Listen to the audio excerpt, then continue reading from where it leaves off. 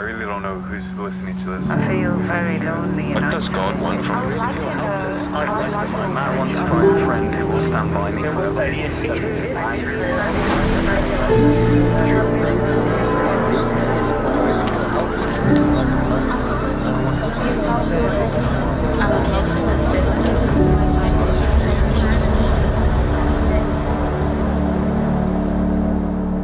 So we got an email from Dorothy, and Dorothy was suffering with anxiety. She couldn't sleep for weeks, and it all centered around two loved ones that had died.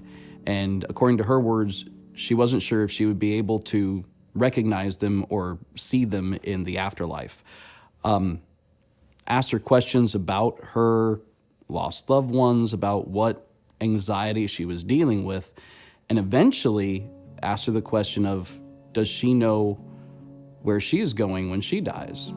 And she didn't. She had no answer to that. And it gave us an opportunity to share the gospel with Dorothy and tell her the good news of Jesus. And she accepted Jesus as her Lord and Savior, and we together Googled a church that was near her.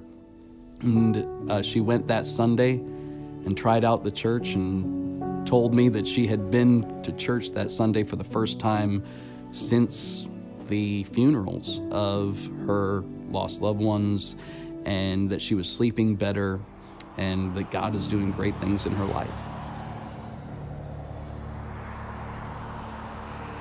So I got an email from a guy over in Oregon, and here we are at church in Dallas, and this guy's just pouring his heart out in this email to me about how his marriage is falling apart, a lot of bad stuff going on between him and his wife.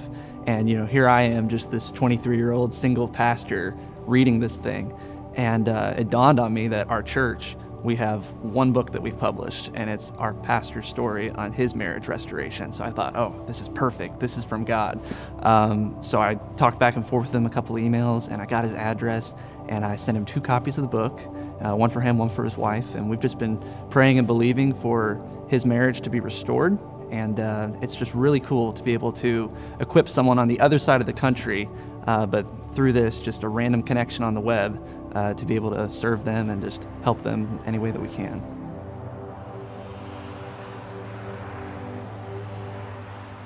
We had one question that was just a little bit different than the other ones, and it started with, how can God have a human body?